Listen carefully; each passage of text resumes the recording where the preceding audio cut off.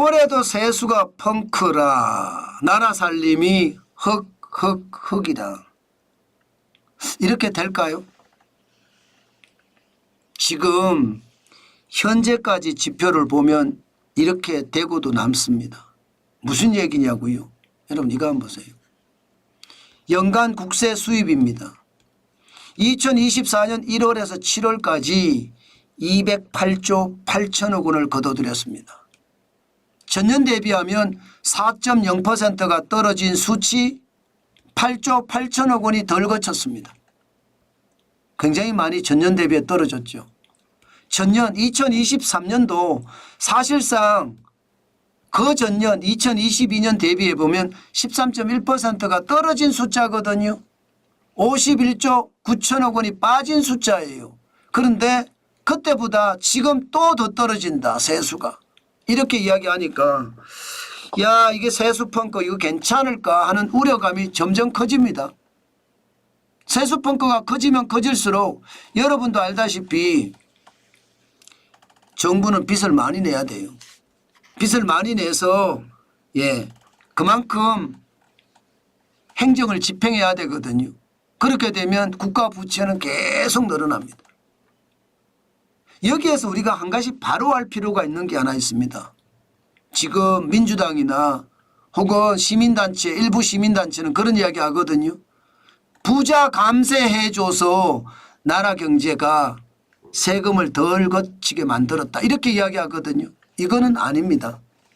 잘못된 낭설입니다. 세금을 감세해 준 거 뭐 조금의 영향은 있겠죠. 그런데 그게 아니고요. 실질적으로는요. 경제가 워낙 꼬꾸라졌어요. 경제가 워낙 꼬꾸라져서 작년에 적자가 났기 때문에 올해 세금을 안 낸 거예요. 올해 세금을. 실질적으로도 보면 법인세가 15조 5천억 원 줄어들었잖아요.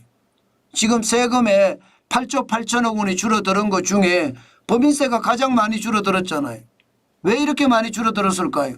법인세가 줄어든 이유가 삼성전자 일부 적자가 난 게 많아요. 세금 안 냅니다. 적자 나면.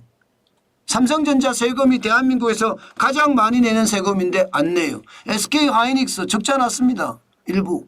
그러면 세금을 그만큼 덜 낼 거 아니에요. 덜 내니까 법인세가 이 정도로 꼬꾸라진 거예요. 이게 부자 감세 때문에 꼬꾸라진 게 아니라니까요. 경제가 나빠져서 기업의 실적이 최악을 달리니까 그 최악 때문에 사실은 법인세가 이렇게 줄어드는 거거든요. 저는 그것을 정확히 봐야 됩니다. 문제는 뭐 법인세가 어떻게 줄어들었든 국세는 줄어들었잖아요.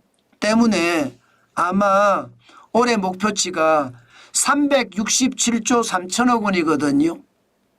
이거 아마 재추계해야 될 겁니다. 재추계해서 더 낮춰야 될 거예요.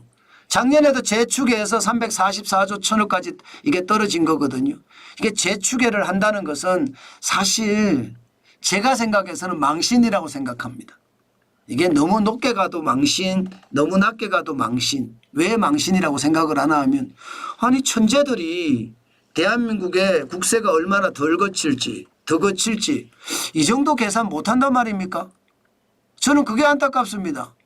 늘 말입니다. 본예산 대비 세수 오차율을 보면 굉장히 커요. 2021년에 21.7%라는 오차가 굉장히 컸고요. 2022년에는 15.3%라는 오차. 작년에는 마이너스 14.1%라는 오차. 참 이런 것을 보면 안타깝죠. 안타깝습니다. 중요한 것은 여러분 결국은 세수 오차가 날 수밖에 없고 세수 오차는요. 국정을 운영하는 데 걸림돌이 된다는 거예요. 많아도 이게 퍼주다 보면 걸림돌이 되고 적으면 적자 빚낸이라고 또 걸림돌이 된다는 뜻입니다. 결국 말입니다.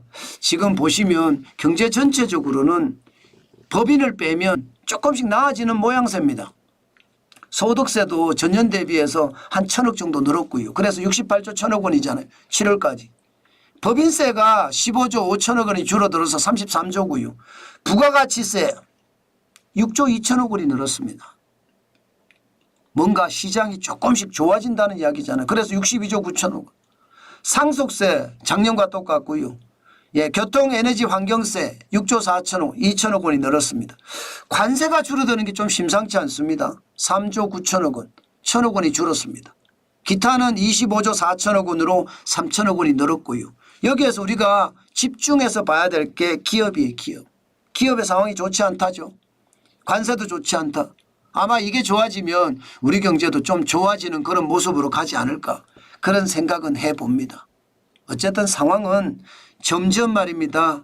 좋아지는 모양새는 돼요. 그런데 좋아지는 속도가 느리다는 게 문제죠. 그죠? 아마 앞으로 세금의 재축에는 일어나겠죠. 그렇지만 경제 자체는 어렵다는 게 나라 살림은 점점 펑크가 난다는 게 사실이 될 겁니다. 지난 5월 기준으로 말입니다. 5년 평균 진도율과 비교를 해봐서 플러스 마이너스 5%가 넘으면 세수 재추계를 해야 되거든요. 지금 2024년이 56.8%예요. 세수 진도율이.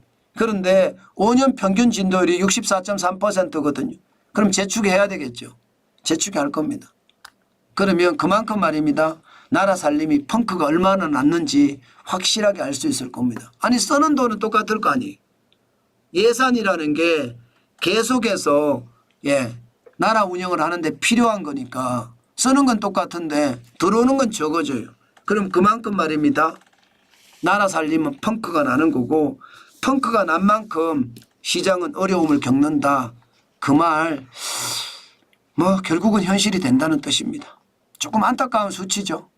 진짜 조금 안타까운 수치입니다. 앞으로 더 좋아졌으면 좋겠다 그 생각은 하지만 내년에는 좋아질 겁니다. 내년에는 굉장히 좋아질 거고요. 이번에 8월에 중간 예납을 하는 게 있거든요. 중간 예납. 이게 8월에 중간 예납하는 게 이 법인세가 중간 예납하는 경우가 많습니다. 아마 얼마를 중간 예납하느냐에 따라 다르지만 이자가 엄청나기 때문에 기업들 입장에서는 특혜가 이게 혜택이 없으면 특혜가 아니라 혜택이 없으면 이게 법인세 중간 예납 안 할 겁니다. 아마 혜택을 주면 모르겠으나 혜택을 주면 또 그만큼 세금이 줄어들기도 하거든요. 어떻게 할지 봐야 되지만 아마 법인세 8월에 중간 예납이 얼마나 되는지에 따라서 9월에는 아마 이게 세수 재추계가 일어날 거예요. 세수 재추계가 일어나서 경제가 좀 더 좋아지면 다행인데 그렇지 못하다는 게 안타깝죠.